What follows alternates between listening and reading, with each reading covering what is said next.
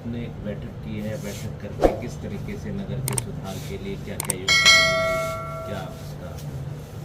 आज हमारे ऑफिस के अंदर हमारे जितने भी पत्रकार साथी हैं आज आए थे। हमने उनसे वार्तालाप करी, जो हमारे शहर में मुद्दे हैं उनके ऊपर हमने चर्चा करी। तो एक जैसे कि हमें बताया गया कि सफाई के रिगार्डिंग शहर में काफ़ी प्रॉब्लम फेस कर रहे हैं। तो उसमें जैसे कि हमारे आपको पता ही है कि अभी फ़िलहाल कर्मचारियों की हड़ताल चल रही है। तो जितनी जल्दी हड़ताल समाप्त होगी या जैसे भी सरकार से उनकी बातचीत चल रही है पूरी होगी, वापस से हम काम स्टार्ट करवाएंगे साफ़ सफाई का।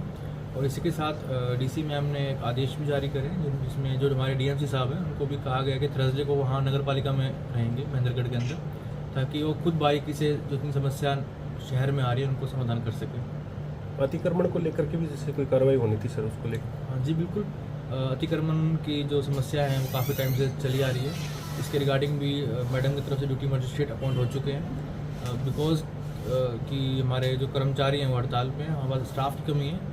तो जैसे ही वो पूरी होती है इनकी मांगे जो भी जैसे सरकार सही समझती है, जैसे ही वो हमारे पास स्टाफ अवेलेबल होगा हम ज़रूर वापस से ड्राइव निकालेंगे और उनको हटाएंगे अतिक्रमण। आप सही कह रहे हैं कि महिलाओं के लिए कई बार आप ऐसी बात आई भी है कि शौचालय की उपलब्धता नहीं है।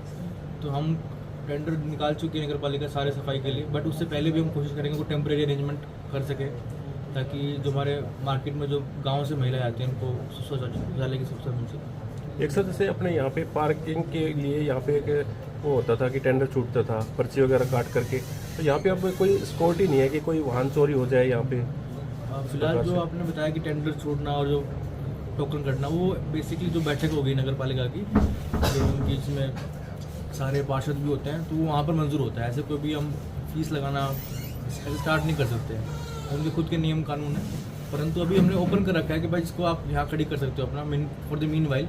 जैसे वो बैठक समाप्त होती है कुछ रेट निकल के आते हैं कि ये रेट है 5 रुपये 10 रुपये, और उसके हिसाब से हम जितनी भी सिक्योरिटी है वो प्रोवाइड करवा देंगे। तो अभी वहाँ तो सर 10 रुपये 20 रुपये ले रहे हैं, अभी स्टार्ट हो चुका है इसमें। हाँ हो चुका है, 10 रुपये 20 रुपये ले रहे हैं। तो 20 रुपये गाड़ी का है सर? तो उनका प्रावधान है, उन्होंने मुझे बताया था कि हम स्टार्ट कर देंगे जल्दी, उन्होंने कर दिया होगा। उसके ऊपर जो सिक्योरिटी वाला इशू है वो भी हमने जो SHO हैं सिटी के उनको बता रखा है कि यहाँ पर जो भी वाहन खड़े हो रहे हैं यहाँ पर अपने मुलाजिम का रेगुलरली उनका विजिट होता रहे यहाँ पर, ताकि ऐसी समस्या ना आए कि वाहन खड़े हैं और वो कोई चोरी हो गया है, ऐसी दिक्कत ना। दुकानदार कहते हैं कि भाई हम तो लेट दुकान से जाते हैं, लेकिन कर्मचारी जो नगर पालिका के होते हैं वो 5 बजे चले जाते हैं, तो कौन सिक्योरिटी रखेगा, किस बात के पैसे? उसका हमने कोशिश करा है कि 3 शिफ्ट बनाई जाए, ताकि जो 8-8 घंटे का जो तीनों कवर हो जाए, क्योंकि अभी प्रपोजल ही स्टेज है एक तरीके से। तो हम कोशिश करेंगे 8-8 घंटे की शिफ्ट बना के, ताकि रात वाला टाइम भी कवर हो जाए 9-10 बजे तक का, जब तक कि वाहन रहते हैं यहाँ पर। तो वहाँ पे लिखा हुआ है सर CCTV कैमरे की निगरानी भी, वहाँ CCTV तो है नहीं सर? नहीं, जो हमारे जो हमने भी होंडा कंपनी से लगवाए हैं CCTV कैमरे,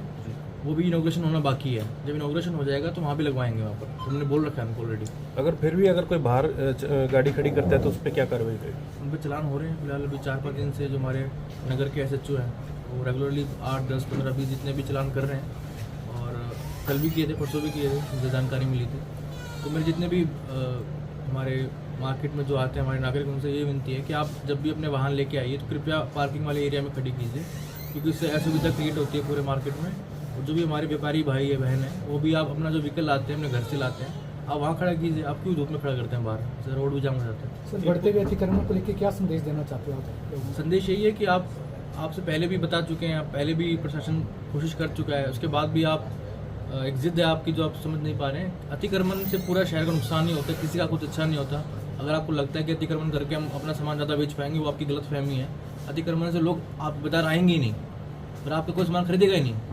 अगर आप पूरे बाजार को साफ सुथरा रखोगे, अतिक्रमण फ्री रखोगे, तो लोग आएंगे, ज़्यादा सामान बिकेगा, आपका बिजनेस चलेगा। लोग ये कहते हैं सर जैसे आप वहाँ शहर के अंदर गाड़ियाँ हटवा रहे हैं, लेकिन जियो मार्ट के बाहर ऑन हाईवे के ऊपर जो गाड़ियाँ जिस प्रकार से लगी रहती है तो वो भी जाम के कारण, तो सेम बराबर होना चाहिए सर? बिल्कुल, जो हमारे ट्रैफिक पुलिस है उनको हिदायत मिल चुकी है कि जहाँ जहाँ जाम की सुविधा होता है वहाँ पर कार्रवाई कीजिए। जो नो पार्किंग में गाड़ी खड़ी करने में चालान कटता है वो हर जगह कटेगा, चाहे मार्केट हो चाहे हाईवे हो। सर पुलिस तो 1-2-3 बार राउंड लगा लेगी, लेकिन फिर भी लोग सड़क पे गाड़ी खड़ी करके चले जाते हैं। तो ऐसा कुछ नहीं कोई नंबर दे रही जिसपे लोग फोटो डाल दें रोड पे खड़ी गाड़ी, तो उसका चालान हो जाए? ये भी हम स्टार्ट कर सकते हैं, बट फिलहाल जैसे कि अभी नया स्टेज है तो हम चालान का एक यूज़ कर रहे हैं। जितना चालान कर सके उतना जागरूकता बढ़ेगी धीरे धीरे। अखबार में भी निकाल रहे हैं, आपके ज़रिए भी मेरी आवाज़ जाएगी, जितने भी हमारे नागरिक हैं कि कृपया आप अपने जो वाहन खड़ी करते हो आप पार्किंग वाले एरिया में खड़ी कीजिए। अब नगर पालिका ने आपको सुविधा मिली दी है आपको, तो उसका यूज़ कीजिए। और कोई भी सुविधा होगी हम कोशिश कर रहे हैं कि आपको मिले, परंतु जो आप हमारा सहयोग कीजिए तभी हम आपकी हेल्प कर पाएंगे, नहीं तो फिर ऐसे बात नहीं बन पाएगी। जी, थैंक यू।